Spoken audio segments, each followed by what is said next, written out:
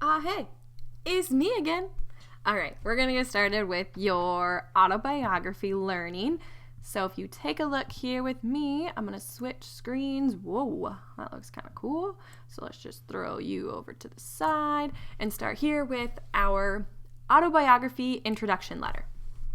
This will be shared with you on Tuesday. So as you're looking through this here, there's some question prompts at the beginning just to get you thinking about yourself. There's a list of things that you might want to mention in your autobiography. So your birthplace, birth date, fun adventures, maybe some accidents that you've had, organizations that you're a part of, disappointments. Everybody has them. Vacations, had some hospital stays, or church, friends that you've had now in the past, school memories, all different things. And of course, there's more than just what's on this list that you can mention. But one thing, your future hopes and dreams, this is required because it's really great to look back when you're older and think, when I was in 8th grade, what did I want to do? So some guidelines here. You'll notice that I striked through some of the different guidelines because they don't really apply to us being online. But you'll need to, first of all, choose an original title for your autobiography. And I would suggest you don't not starting with the title. Your title will probably come after you have started the writing process. So don't feel like you have to start there. Your final copy will be typed. When you're typing, make sure that you choose a font style that's easy to read. Use font size 11 or 12, and you may double space.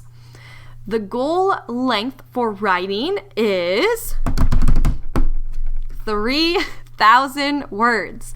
Now I can just imagine some of you just tipping over and falling out of your chairs right now, and because 3,000 seems like a lot of words, and yes, it is a lot of words, but you can do it. It's been a very doable length for 8th graders before you, and they have survived. I promise you will also survive. And as you're working through this list here, include at least one picture of yourself, which a baby picture. And if you've already entered your picture into the baby photo challenge, check. You are done with that guideline there.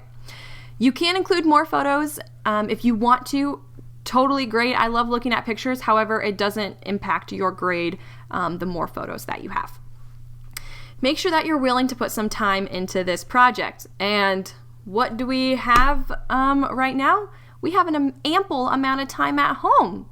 So you might want to use some of that spare time for your autobiography. Just a suggestion. And another thing, don't wait too long to start this. Make sure that you're setting goals and hang on to those goals. This is my top guideline. Of all of these things, this is the one that I find to be the most important. So here we go. I'll just read it to you. Be original, neat, detailed, specific, anecdotal, self-reflective, and honest. You are important. This is about you. Do the very best job of writing you can do. You are creating a wonderful memory. Mic drop. Enough said.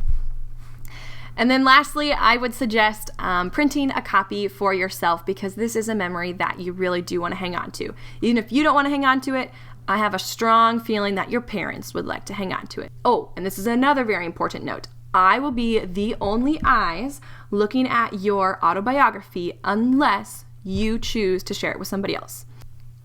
Okay, so that is our welcome letter to get us started here. The rubric, I'm trying to think here. It's all based on the 6 writing traits. If you have questions looking through this rubric, please let me know. But here's your exceed, secure, developing, and beginning categories. And then over to the side, we just have some things to consider. So that would be just some prompting questions to make sure, have I covered these things to ensure that I'm hitting the goals on the rubric.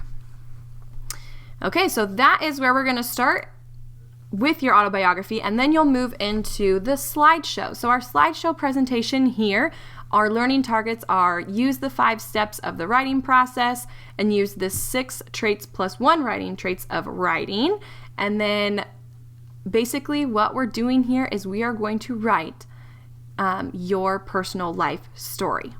And I am so excited to read these. As you're working through here, this second slide talks about what the writing process is. Everybody approaches writing a little bit differently. So this video here just talks a little bit more about what is the writing process and how could you approach it. The 6 traits of writing, this was the close reading that we did before you got to the slideshow. So this slide should already be done and taken care of. Next, this slide talks a little bit more about the 6 traits of writing. There is a link here to take you to a video. And at the end of the video, there is a challenge. So if you accept the challenge, then this will make more sense to you. But here is an extended metaphor for the 6 traits of writing. And then your challenge would be then to create your own and then share it on Flipgrid.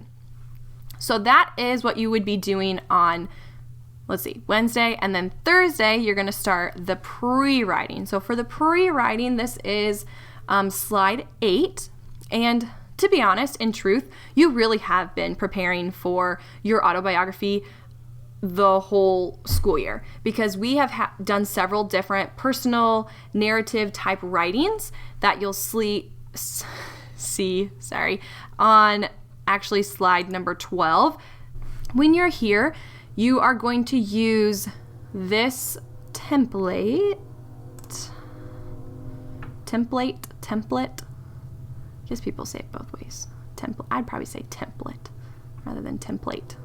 But okay, anyway, that's besides the point. So step 1 here is pre-writing. Also, this connects to the writing trait of ideas. And you just need to pick one of these options. And as you're going through, I will talk about the 3 different options so that when you get to this point, you could just go ahead and click and go. So the first one would be this brainstorming ideas for your autobiography, and this is shared with you on Google Classroom starting on Wednesday. And this document basically goes through different topics that are listed right here: your birth, heritage, education, work and responsibilities, community and leisure, life lessons, future hopes and dreams. So those are the big topics essentially, and then under each of those topics there are guiding things for you to think about, like information to include, and then just some questions that you can ask yourself. Your heritage, where did you come from? Again, there's information to include, questions to ask yourself. And if you're going through these and you don't know the answers to these questions, this is a great opportunity for you to ask a family member, whether that is a parent, a guardian, a grandparent, aunt, uncle, older sibling. Maybe they can help you answer these questions so that you can, in the end, learn more about yourself.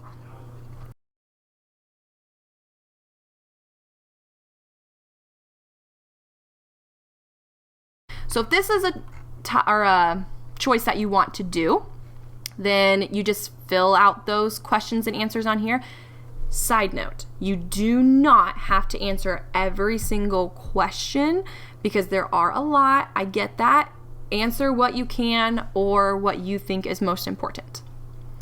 Next on the list is timeline. So you could create a timeline of major and minor events that have happened in your life. And there's a couple different ways that you could do that. The first way that you could do that would be just at home, grab some paper. The longer the better. If you don't have like a long piece of paper or a poster board or something, you can take just regular sized pieces of paper like this, and then you could always, just like tape them together to make a longer piece of paper for you, because the longer the paper is, the more room that you'll have.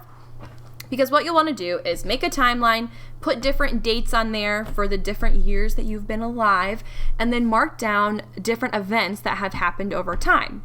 And I did put a little picture here so that you can have an idea of what it could look like. If you want to have like sticky notes that are color-coded for different memories or topics in your life, you can do that. If you just want to write with pens and markers, you can do that too. There's really no set way that you have to do it. Next, you could do a timeline on Google Docs. So if you want to make the timeline digitally, you can just do that on this document here. Just start it however you want to. You can make it horizontally, you can make it vertical, you can color code it, whatever you want to do again. Or the last one would be you could find an online tool. I know there's several free ones out there. I was kind of messing around with some, but if you know of one that you'd like to use, go for it. You can either save it and send it to me, or you could just take a screenshot and send that to me as well.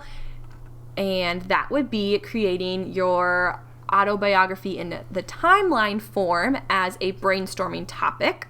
And then the last one would be there's a video here. And this video is 100 moments exercise. And this video, I think the video, I want to say is around like 10 minutes or so. And the actual activity, you set aside a half an hour, and you want to be in like a quiet space, and you'll need a journal or a piece of notebook paper and a pen, and you're simply going to write out 100 different moments in your life or memories that you have in your life. And then you will take a picture of it, turn it in, whatever that looks like. To show me what you're doing, you can just write down on this line here, this is the option that I'm picking, and then I tell you the different ways that you can turn that in.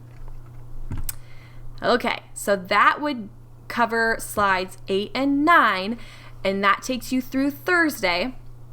The last thing that you will see from me will come on Friday, and on Friday, let me pull this up here. It's over here. Sorry. On Friday, I'm going to share a blank document with you. And this blank document is just an autobiography, a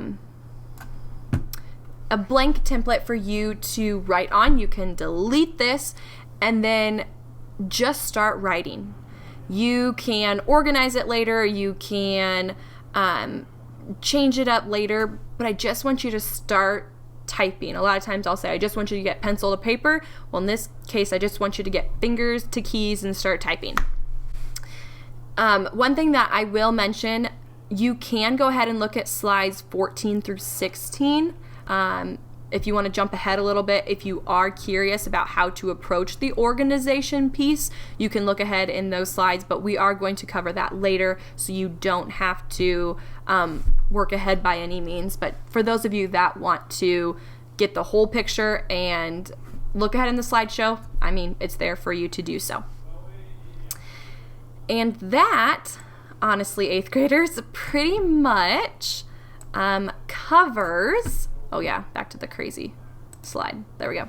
That pretty much covers your autobiography to get started. And then over time, I'm going to try to make little videos. This isn't really a little video. It's kind of long. But I'm going to make some videos to show you what the writing process looks like, and trying to walk you through these slides because I know for some of you this is instantly going to be overwhelming and you're not going to be sure what to do. So my hope is these videos are my way to connect with you, to say, hey, this is what I'm looking for. This is how I can help from my living room, essentially. If you have any questions, please let me know. I know that was so much information. I trying to just share as much as I can think of off of the top of my head, but I know that questions will come up throughout the week and we will work through it together, and I'm just excited to get started.